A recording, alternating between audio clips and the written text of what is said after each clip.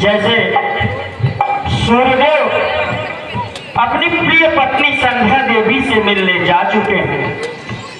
आज का अंधकार भी कितना सुंदर लग रहा है। अब मैं अपने परम प्रिय जैस पुत्र प्रजापालक राम को राजा बनाने का अभूतपूर्व निर्णय से प्रफुल्लित हूँ।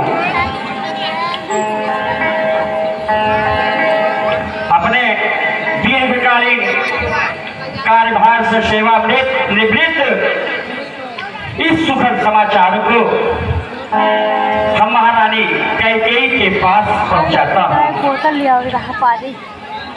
राम की माता तो कौशल्या है, परंतु राम की उन्नति में सर्वाधिक प्रेम सदैव से कैकेयी को होती है। आज रात्रि कैकेयी के कक्ष में विश्राम करूंगा और यह सुखद सूचना सर्वप्रथम कैकेयी को ही दूंगा।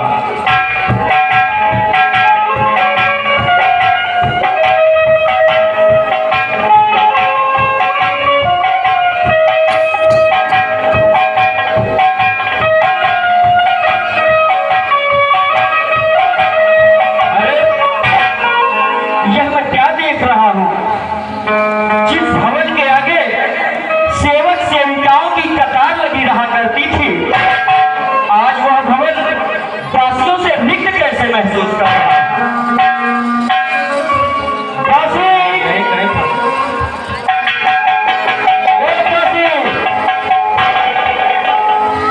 प्रणाम महाराज, कल्याण तुम्हारा।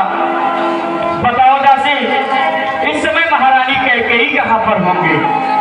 महाराज महाराज महारानी कैकेयी जी इस समय वो भवन में है।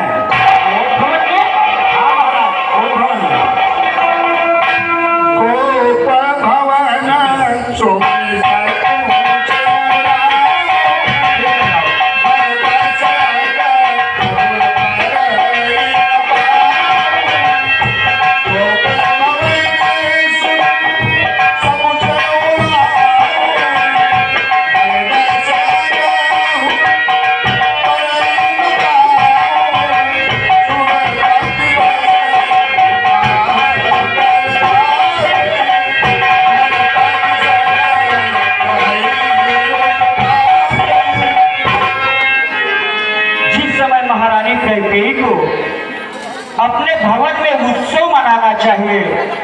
वो इस समय वो भवन की शरण ले चुकी हैं।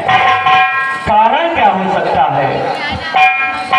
हे भोलेनाथ, मेरे अयोध्या की रक्षा करना, जिसको भवन में आज तक मेरे किसी पूर्वज ने जाने का साहस नहीं किया, उसको भवन के दरवाजे को महारानी कैकेयी के द्वारा खोल दिया।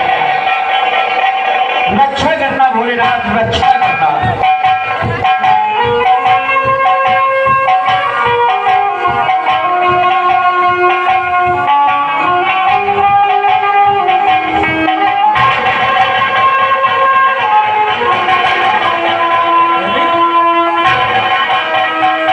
यह आभूषण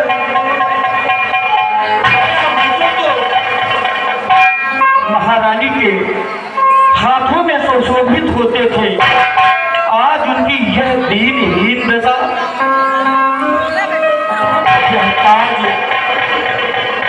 जो महारानी के सदैव सिर में सुशोभित होते थे, आज वे भूमि पर पड़े हुए हैं। क्या कारण हो सकता है? पता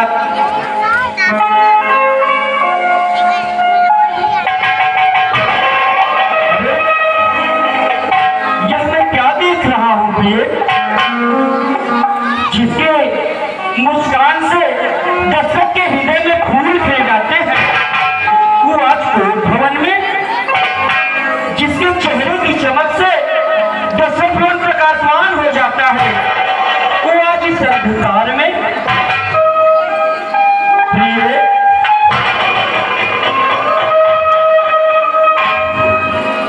बोलो,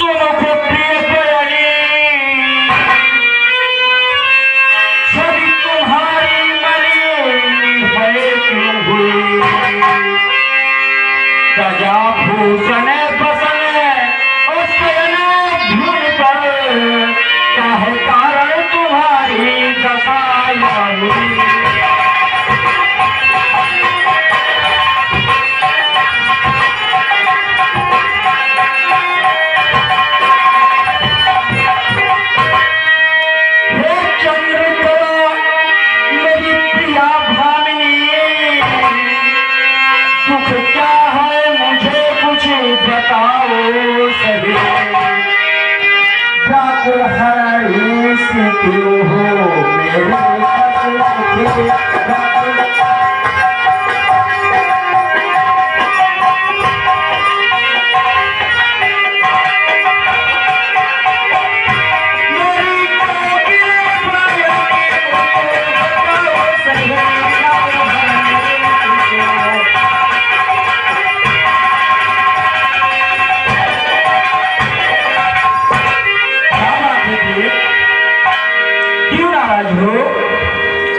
यदि किसी ने कुछ कहा है प्रिय जिन आंखों ने त्रास दिया वो आंखें खोलवा दूंगा मैं और जो जिह्वा करवा पड़ी हो वो जिह्वा कटवा दूंगा मैं।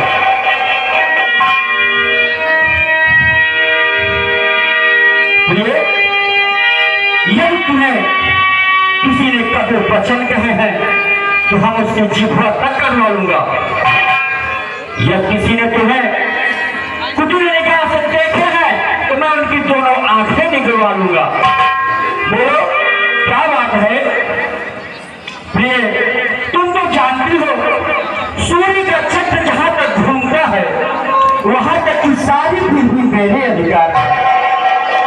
इतने बड़े साम्राज्य में जो सबसे मूल्यवान वस्तु है वो तो मुझसे मांगो परंतु मुझसे रूठो मत। अभी तो तोर प्रिया कहीं की ना अरे कहीं तू सिर कहीं रंग पुरली ना कब कहीं रंग करो न रेसू कब कहीं निपही निकालो देसू। तेरा अनुभव किसने किया है और तुझे क्या दिन हो गए हैं तो जाना चाहता है बताओ प्रिय बोल। सका हूं तोरी मेरी अमर हमारी अकाकीज पकुड़े नरनारी जाने सिंदूर स्वभाव बनेरू तो मुख आनंद चंद्र जगा। यदि तेरा शत्रु अमर भी है तो मैं उसे भी मार सकता हूं। तो फिर स्त्री पुरुष और सन्यासी किस गिनती में है? तुम तो जानती हो प्रिय मेरा ये मन तुम्हारे इस चंद्रमुख का चकोर है, इससे ईर्ष्या ना करो। हे प्राण प्रिय कुछ तो बोलो। अरे बोलो तो ढंग बेढंगा तू बेवक्त फूल से मुख देगा वो रहा मलिन क्यों रंग है। प्रिय क्यों कोप भवन में बैठी हो?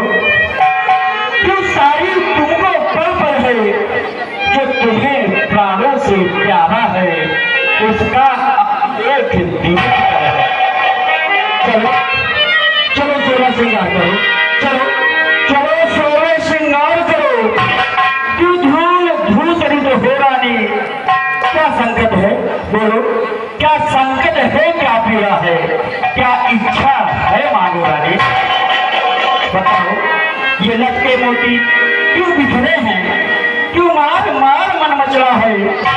पड़ गई बात उलझन में है काकुल का गुलरंग बदला। भड़के हुए आंसू ये बिखरे हुए बाल ये मोतियों से आंसू जो आपके जिह्वा तक पहुंच रहे हैं क्या कारण है? तुम्हारे कल बड़े पुत्र राम का राज्याभिषेक होना है। आइए इसके अवसर पर तुमको भवन की तरह लेकर बैठी हो, क्या कारण है बताओ मुझसे।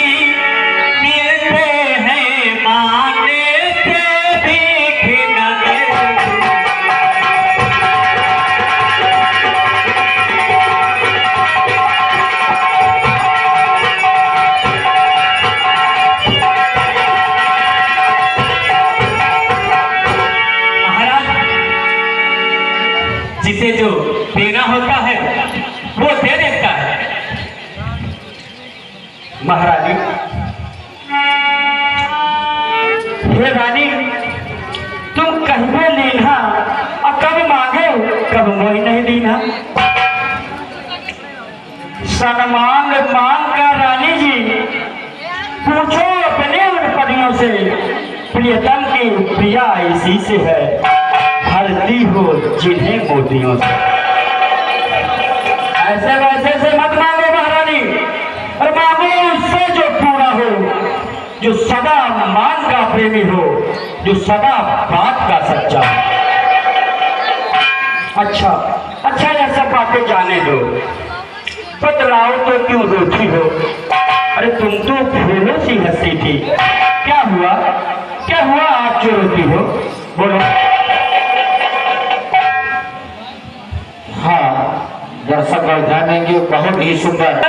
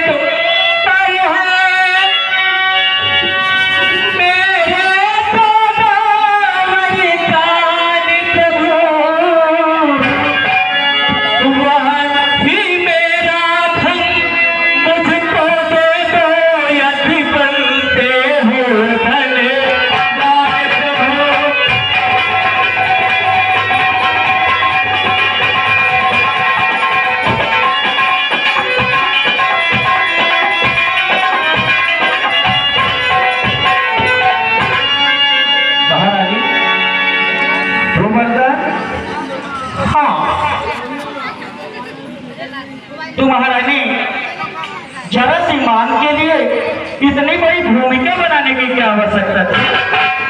तुम मुझसे प्रत्यक्ष कहती, हम उसी क्षण पूर्ण कर देते।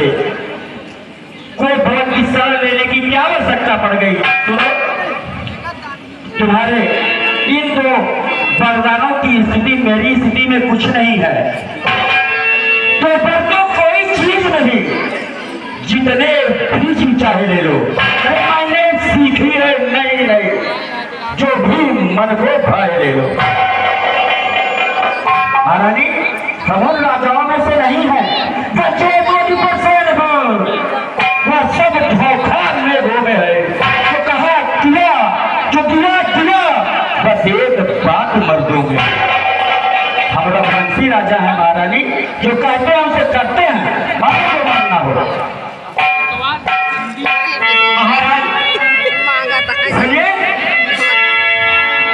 क्रोध नहीं, अपमान नहीं। महाराज बोलो, मान से सुनिए, क्रोध नहीं, अपमान नहीं करती हूँ मैं, विश्वास नहीं।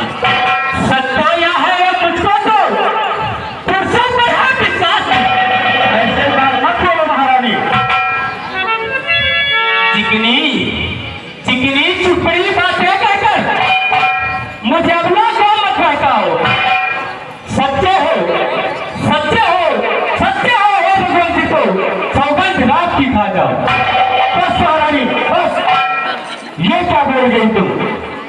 जिस राम को अपने नेत्रों का तारा बताने वाली, जिस राम को बिना निवाला तो क्या चल का पान न करने वाली, जिस राम को सदैव अपने प्रेम के आंचल में सवार कर रखती थी, और जिस राम के मर्यादा और सम्मान पर सदैव मोह मिला करती थी, आज वही महारानी कह गई राम के सौगंध पर आकर खड़ी हो गई।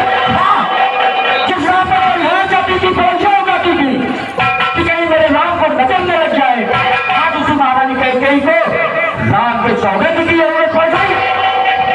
महारानी, तुम क्या समझ रही हो? एक पत्नी का घर में विश्वास की मूर्ति होता है। जिस घर में पत्नी का विश्वास पति के ऊपर से हो जाता है, उस घर का अभिषेक भी विनाश हो जाता है। इसलिए तुम्हारे विश्वास की रक्षा करना मेरा धर्म है। एक पति पत्नी के विश्वास को कायम करने के लिए मुझको काम करता है, कर्तव्य करता है, ताकि घर में कोई विघटन न आए। अपने इस पुत्र के लिए श्राप मांग रही हो, नहीं सुनो।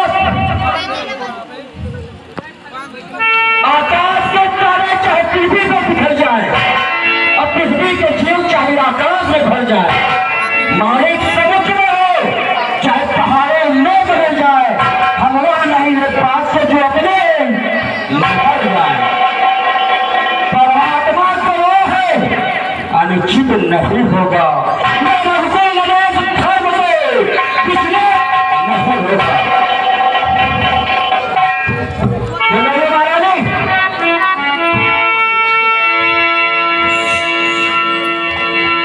सौगंध यह मेरा कथन है, यह वीर प्रतिज्ञा और एक क्षत्रिय का वचन है। साक्षी मेरा आकाश, धरती और पेड़ है, मध्यस्थ मेरी बात का साक्षी यह राजभवन है। हयान पहली बार ही उस पुण्य नाम की खाता हूं तेरे सामने सौगंध अपने प्यारे राम की, सौगंध अपने प्यारे राम की, सौगंध भी अपने प्यारे राम की। आगे महारानी जी मांगना सुना होगा तेरे